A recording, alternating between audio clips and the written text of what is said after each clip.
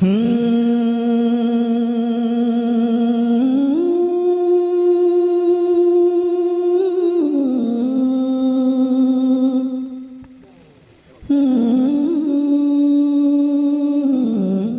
इस साइट पर पहली बार आए हैं तो सब्सक्राइब वाला बटन दबाकर ऑल वाला बेल को क्लिक करें और नए वीडियो के नोटिफिकेशन पहले पाएं।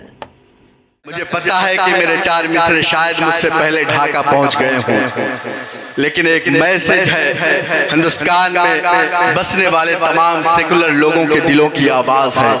मैं 4 मिसरे पढ़ूं, चौथा मिसरा मुकम्मल हो, आपकी तालियों की गूंज उन तक पहुंचे जो हमें मंदिर मस्जिद के नाम पर लड़ाते हैं, हमें जात और बिरादरी के नाम पर तकसीम करते हैं। पेश करता हूं बतौर खास आलियान स्टेज से भी खुसूसी तवज्जो का तालिब हूं। अगर खामोश रहता हो, अगर खामोश रहता हूँ तो गैरत मार डालेगी। सुने दोस्तों, सुने, मजा आ जाएगा। सुने दोस्तों, अगर सच बोल दूंगा तो हुकूमत मार डालेगी। बहुत अच्छे। अगर खामोश रहता हो, अगर खामोश रहता हो तो गैरत मार डालेगी। अगर सच बोल दूंगा तो हुकूमत मार डालेगी। बहुत होशियार रहना है सभी हिंदू मुसलमान को, बहुत होशियार रहना है सभी हिंदू मुसलमान को। लड़ा कर वरना आपस में सियासत मार डालेंगे। लड़ा कर वरना। बहुत अच्छा है भाई बाबा, बहुत शुक्रिया। अल्लाह सलामत। सियासत मार डालेंगे। बहुत शुक्रिया। लड़ा कर वरना आपस में सियासत मार डालेंगे। इफ्तिखार भाई, कई दिनों से सोशल मीडिया पर देख रहा हूँ प्रशांत किशोर साहब को दीवानों की तरह, मस्तानों की तरह अपने दामन को फैलाकर इस मुल्क में हिंदू और मुसलमानों से इत्तेहाद की भीख मांगते हैं। क्या बात? मैंने कहते हुए सुना है कि मुसलमानों और गैर मुस्लिम भाइयों, हिंदुओं, खुदारा एक तिरंगे के नीचे तमाम लोग मुल्क की सलामती के लिए, इस कौमी एकजहती की फरोग के लिए मुत्तहिद हो जाओ, वरना आने वाला जो वक्त होगा वो न जाने कितना खतरनाक होगा। हाज़िरीन गिरामी, मैं एक मैसेज देना चाहता हूँ। मैं चाहता हूँ कि मैं यहाँ से जाऊँ, आप मुझे याद करें न करें, लेकिन इन मिसरों को अपने गैर मुस्लिम भाइयों को सुनाइएगा और बताइएगा कि एक शायर आया था, उसने एक पैगाम दिया। वो पैगाम सिर्फ असद बस्तवी का नहीं, वो पैगाम इफ्तिखार आलम साहब का, वो पैगाम राना रंजीत साहब का, वो पैगाम तमाम गैर मुस्लिम लीडरान का, तमाम सेकुलर लोगों का।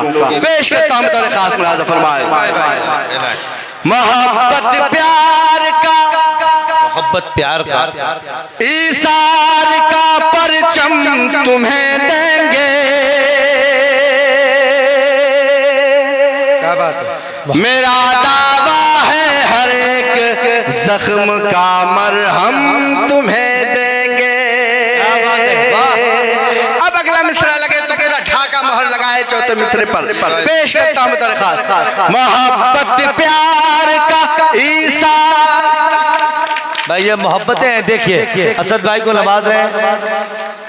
मैं अजय कुमार साहब से दरखास्त करूंगा 2 सेकंड के लिए आप यहाँ खड़े हो जाएं, एक तस्वीर आज के मुशायरे से जाए। इफ्तिखार भाई को आवाज दूंगा, मेरे एक बाजू वो आ जाए, एक तरफ मेरे अजय कुमार साहब आए, एक तस्वीर आज के मुशायरे से निकले, पूरे हिंदुस्तान में तस्वीर पहुंचे। अल्लाह करे जो हमें लड़ाते हैं उनकी नींदें टूटे, उनके मंसूबे नाकाम हो, उनकी साजिशें नाकाम हो। पेश करता हूँ दरखास्त। मोहब्बत प्यार का ईसार का परचम तुम्हें देंगे।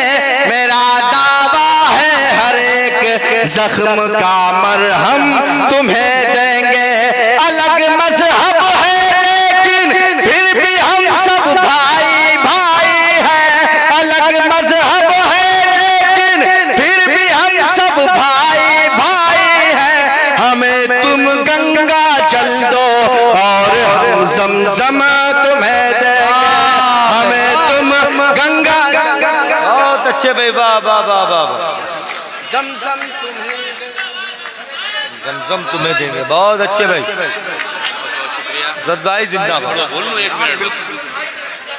और जो मेरे बड़े भाई साहब ने एक लाइन बोला है, इसका बिल्कुल जीता जाता उदाहरण जो है, जिस पंडाल में हम लोग बैठे हैं इसके पीछे एक ईदगाह है बहुत खूबसूरत, और बिल्कुल उसके सामने छठ घाट भी है। और एक खूबसूरत नज़ारा दिखता है छठ के समय, जब लोग ईदगाह में ईद का नमाज भी पढ़ते हैं और छठ का जो है अर्घ भी देते हैं। और इस गांव का नाम यूं ही चांद मोहन नहीं पड़ा है, अल्लाह का कुछ ना कुछ रहम था, कुछ ना कुछ करम था, और हम सब लोग खुश नसीब हैं कि यहाँ आप सब लोग को जितने भी शायर भाई लोग हैं उनको पढ़ने का मौका मिला।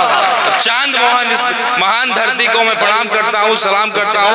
हमारे बड़े भाई साहब ऐसे कलाकारों को इफ्तिखार आलम साहब को लेकर के जिस तरीके से चीजों को आगे लेके जा रहे हैं, इंशाल्लाह बहुत जल्द वो सुनहरा बिहार आएगा, सुनहरा भारत आएगा।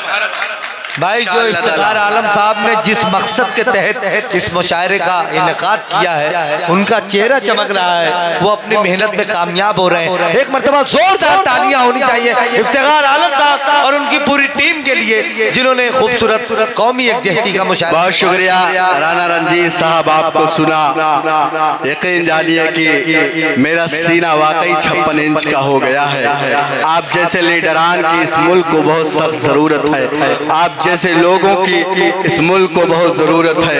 यहाँ तो अलमिया ये है कि हिंदुस्तान में एक मुखिया का चुनाव होता है, उसको भी हिंदू मुस्लिम कर दिया जाता है। अब जाहिर है कि एक बड़ा इलेक्शन आपके सामने है, आपको लड़ाया जाएगा, आपको बांटा जाएगा, लेकिन आपको होशियार रहना है। आपको इसी तरह हिंदू मुस्लिम एकता का हमेशा सबूत देना है। मैं 4 मिसरे पढ़ना चाहता हूँ। 4 मिसरे सिर्फ असद बस्तवी नहीं बल्कि पूरे स्टेज की आवाज हो, मेरे सामने बैठे हुए एक शख्स की आवाज हो। पेश करता हूँ दरखास्त, मुलाजा फरमाए। हमको आपस में जो लड़ाते हैं उनकी हस्ती मिटा के रख देंगे। हमको आपस में जो लड़ाते हैं उनकी हस्ती मिटा के रख देंगे, उनकी हस्ती मिटा के रख देंगे। हिंदू मुस्लिम जो एक हो जाए, हिंदू मुस्लिम जो एक हो जाए, हिंदू मुस्लिम जो एक हो जाए, पूरी दुनिया हिला के रख देंगे, पूरी दुनिया हिला के रख देंगे। वाह वाह वाह। जो एक हो जा, पूरी दुनिया हिला के रख देंगे, दुनिया हिला के रख देंगे, पूरी दुनिया हिला के रख देंगे। रंजीत भाई, हमें तकलीफ होती है जब हमसे कहा जाता है कि आपने क्या दिया इस मुल्क को। हमें तकलीफ होती है जब हमसे हमारा कागज मांगा जाता है। हमें तकलीफ होती है जब हमसे हमारी वफादारी का सबूत मांगा जाता है। यकीन जानिए कि हमारे आबाओ अजदाद ने अपनी जानों की कुर्बानियां इसीलिए दी थी कि हम एक पंडाल पर बैठ सके, एक मंच पर हम तमाम लोग बैठ सके, एक साथ खाएं, एक साथ पिए। मैं एक शायर की हैसियत से हिंदुस्तान के मुख्तलिफ शहरों में गया। कई मुशायरे मैंने ऐसे पढ़े कि मेरे सामने सरहद के जवान थे। मैंने कहा, जवानों, अल्लाह न करे कि इस मुल्क पर कभी कोई आंच आए, अगर इस मुल्क पर खुदा न खास्ता कभी दुश्मन हमला करता है, तुम्हारी पुलिस फोर्स कम पड़ती है, हम मुसलमानों को आवाज दीजिएगा। मुसलमानों के घरों से एक एक बच्चा इस मुल्क की हिफाजत के लिए तुम्हारे कदम से कदम तक मिलाएगा और इस मुल्क की हिफाजत करेगा। हमने तो हमेशा इस मुल्क के लिए अपनी जानें दी, अपने खून पसीने बहाए, लेकिन क्यों हमें शक की निगाह से देखा जाता है? क्यों हमारी वफादारी पर सबूत, हमें हमारी वफादारी का सबूत मांगा जाता है? मैं 4 मिसरे पढ़ना चाहता हूँ। मुसलमानों का जज्बा क्या है, मुसलमान चाहता क्या है? मेरा चौथा मिसरा मुकम्मल होगा, आप तमाम लोग मेरी आवाज से आवाज मिलाइएगा। पेश करता हूँ बतौर खास मुलाज़ा फरमाए। डूब करके भी समंदर से निकल आएंगे, हम जहां होंगे उसी दर से निकल आएंगे। डूब करके भी समंदर से निकल आएंगे, हम जहां होंगे उसी दर से निकल आएंगे। सरहद मुल्क की जब जब भी पुकारेंगी हमें, सरहद मुल्क की जब जब भी पुकारेंगी हमें, जहां थैली पे लिए घर से निकल आएंगे, जहां थैली पे लिए घर से निकल आएंगे। बच्चे भाई जहाँ तेली पे लिए मैं हमारे सरपंच साहब, हमारे तमाम मुअज़्ज़ज़ मेहमानान किराम की मोहब्बतें भाई असद बस्तवी साहब तक पहुँच रही। बहुत शुक्रिया मुझे सरपंच साहब की और उनके दोस्तों की और ढाका के अच्छे और सच्चे लोगों की दुआएं मिल रही है। अल्लाह सलामत रखे आपकी पाकीज़ा समातों को। जहाँ तेली पे लिए घर से निकल आएंगे। मुसलमानों, मैं हमेशा कहता हूँ कि आप अपने बच्चों को तारीख पढ़ाइए, आप बताइए कि हमारे आबा और अजदाद ने क्या किया इस मुल्क के लिए।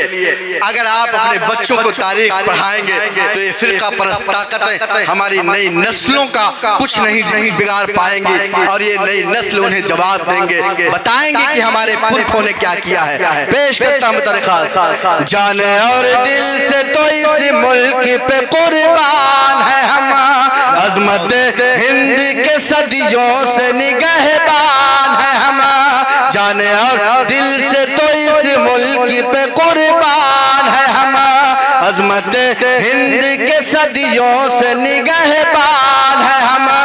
जो तारीख उठा करके हमारी देखो, जो तारीख उठा करके हमारी देखो, जान दे दे जो वतन पर वो मुसलमान है, जान दे दे जो वतन पर वो मुसलमान है हम, जान दे दे जो वतन पर वो मुसलमान है हम।